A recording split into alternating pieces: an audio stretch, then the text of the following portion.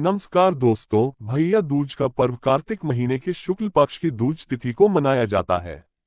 इस दिन बहनें लाल रोली एवं अक्षत के दानों से अपने भाई का तिलक करके उसके उज्जवल भविष्य के लिए भगवान से आशीष मांगती हैं। ये त्योहार भाई बहन के प्रेम का प्रतीक माना जाता है।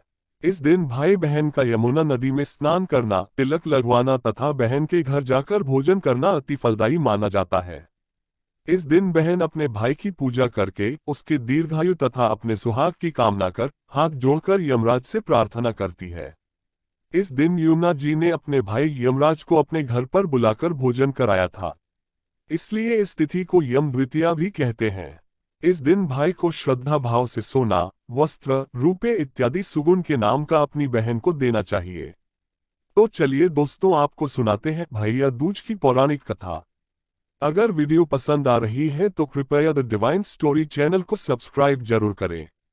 भैया दूज की पौराणिक कहानी। भैया दूज के संबंधित पौराणिक कथा इस प्रकार है। सूर्य की पत्नी संज्ञा को 2 संतानें थीं। उनके पुत्र का नाम यमराज तथा पुत्री का नाम यमुना था। संज्ञा अपने पति सूर्य का तेज सहन न कर पाने के कारण अपनी छाया मूर्ति का निर्माण करके पति सूर्य देव को ही अपने दोनों पुत्र व पुत्री को सौंपकर वहां से चली गई। छाया मूर्ति को यम और यमुना से अत्यधिक लगाव तो नहीं था, परंतु यमुना अपने भाई यमराज से बहुत ज्यादा स्नेह किया करती थी। यमुना अपने भाई यमराज के घर जाकर उसके सुख दुख की बातें पूछा करती तथा यमुना अपने भाई यमराज को अपने घर पर आने के लिए भी आमंत्रित करती, किंतु अधिक व्यस्तता तथा अत्यधिक दायित्व का भार होने के कारण यमराज अपनी बहन यमुना के घर न जा पाते थे। एक बार कार्तिक महीने की शुक्ल द्वितीया को यमराज अपनी बहन यमुना के घर अचानक से जा पहुंचे।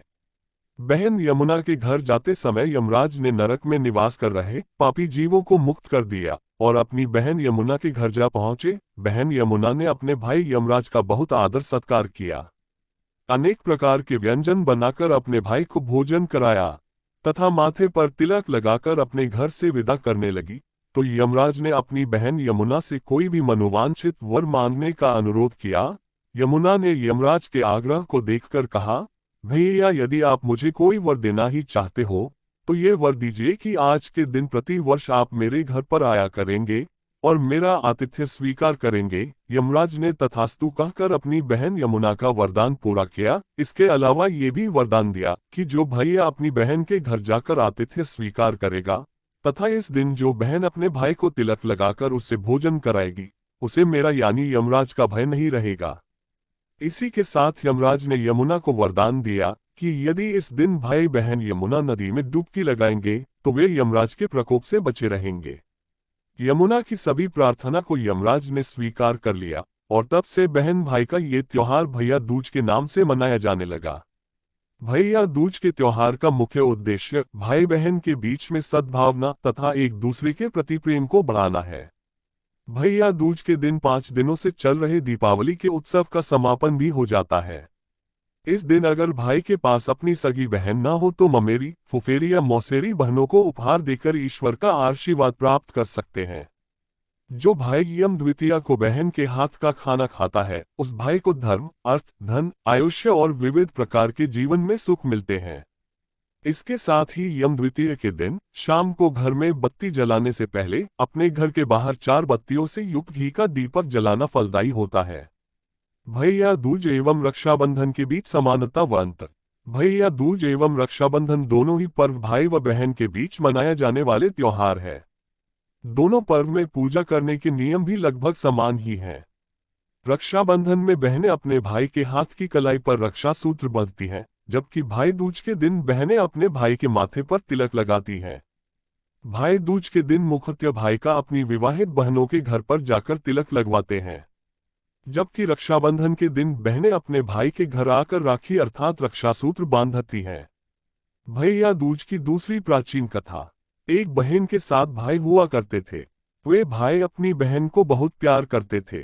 उस बहन का पति अपने माँ बाप का इकलौता बेटा था और उसके जन्म पर की गई मनौतियों को पूरा न करने पर उससे देवता अप्रसन्न थे। क्रुद्ध होकर देवताओं ने उसके पुत्र तथा पुत्र वधू को मार डालने का निर्णय किया। उस बहन को किसी प्रकार से इस बात का पता चल गया। उसने अपने भावी जीवन में आने वाली दुखों की कल्पना करके और उनसे बचने के लिए उपचार के तरीके सोचकर अपने भाइयों से ससुराल में जाने की जिद की।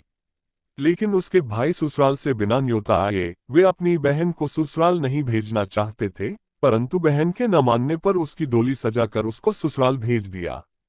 उस बहन ने अपने पास दूध, मांस तथा ओढ़नी रख ली। रास्ते में थोड़ी दूर जाने पर देवताओं के प्रकोप से उसकी डोली का रास्ता सांप ने रोक लिया। उसकी बहन ने तुरंत दूध सांप के सामने रखा और आगे बढ़ गई। थोड़ी दूर और आगे रास्ते पर जाने से उस पर शेर ने झपटा मारा तो उसने शेर पर मांस फेंक दिया। शेर उनको छोड़कर मांस खाने लगा और वह अपनी डोली लेकर आगे बढ़ गई।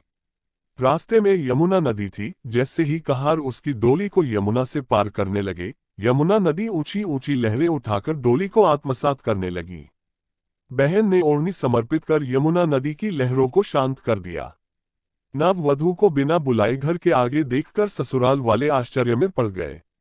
बहन ने ससुराल वालों को आदेश दिया कि उसके गृह प्रवेश के लिए घर के पिछवाड़े फूलों से दरवाजा बनवाया जाए। जैसे ही वह फूलों का दरवाजा पार करने लगी, द्वार उस पर गिर पड़ा। फूलों का द्वार होने के कारण उसको कुछ भी चोट नहीं आई।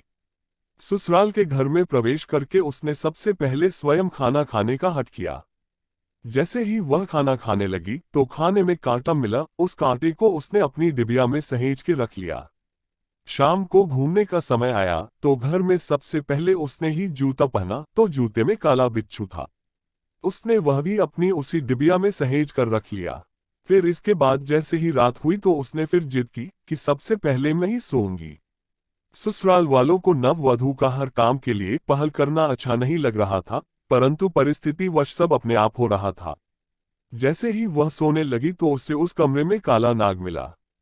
उसने उस काले नाग को मारकर सहेजकर अपने पास रख लिया। फिर पति को सोने के लिए बेड पर बुलाया। इतना सब होने के पश्चात उसने अपनी सास को डिबिया खोलकर काटा, बिच्छू तथा काला नाग दिखाकर कहा, मैंने तुम्हें पुत्रवती किया है, अर्थात स्वयं अपने पति के कष्ट सहकर तुम्हारे पुत्र के जीवन की रक्षा करके अपने सुहाग को नया जीवन दिया है।